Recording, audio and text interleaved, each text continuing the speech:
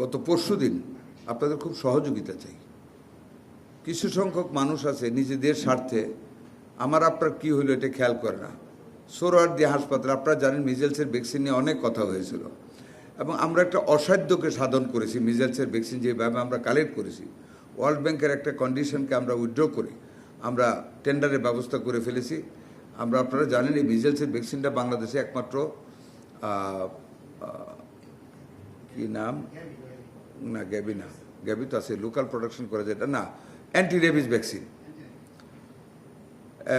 মুক্তাদি সাহেবের এটার নাম নাকি ইনসেপ্টা, একমাত্র ইনসেপ্টা লার্জ স্কেলে তৈরি করে, উন্নত মানের কিছু তৈরি করে পপুলার। ক্রাইসিসটা যখন হয়ে গেল, বিগত সরকার কোনো ভ্যাকসিন কিনে যায় নাই, তখন আমরা যখন একটা রুগী মারা গেল সাথে সাথে টেক আপ করলাম মধ্যরাত থেকে। আপনারা জানেন, টেক আপ করে আমরা ওনার সাথে আলাপ করে ওনার কাছ থেকে আমরা মানে বাকিতে আমরা নেওয়া শুরু করলাম। পরবর্তীতে আমরা এটা আমাদের ফান্ড রিলিজ করে ওনাকে আমরা রিপ্লেনিশ করেছি, ফান্ড দিয়েছি এবং কন্টিনিউয়াস ডেলিভারি হচ্ছে।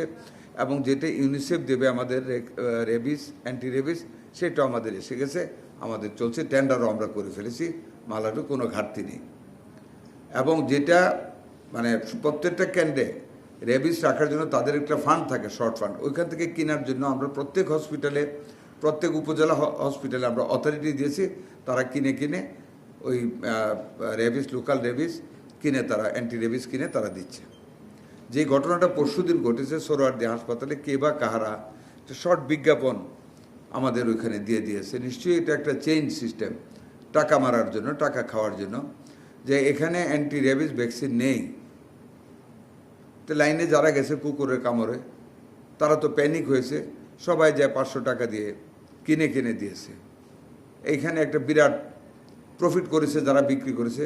নিশ্চয়ই এটার সাথে একটা চেইন আছে, কারা কারা জড়িত আছে জানি না।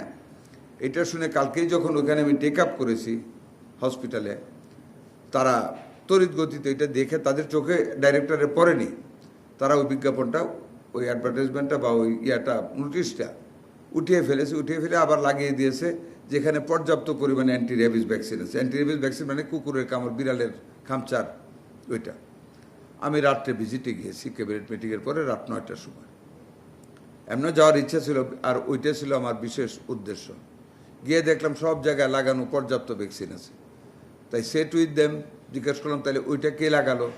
আমি জানলাম আমার মাননীয় প্রধানমন্ত্রীর অফিসের একজন পিয়ন আমাকে কালকে ক্যাবিনেট মিটিংয়ে যাওয়ার সময় বললেন যে স্যার, সোহরাওয়ার্দী হাসপাতালে তো ভ্যাকসিন নেই। বলছি কেমনে জানো? ভ্যাকসিন তো আছে। কোন আছে? একটা নোটিশ লাগাই দিছে, আমি কিনে আমার বাচ্চাকে ভ্যাকসিন দেওয়াইছি।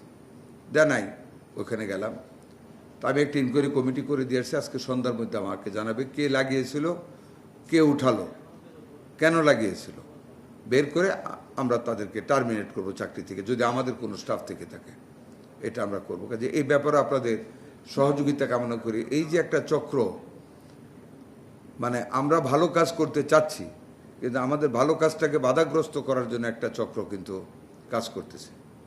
আমরা ওইখানে অনেকের ইন্টারভিউ নিয়েছি পেশেন্টদের, আলহামদুলিল্লাহ আগের চাইতে অনেক ভালো চলছে। রুগীদের ভাষ্য, রুগীরা বলেছে আগের চেয়ে ভালো চলছে।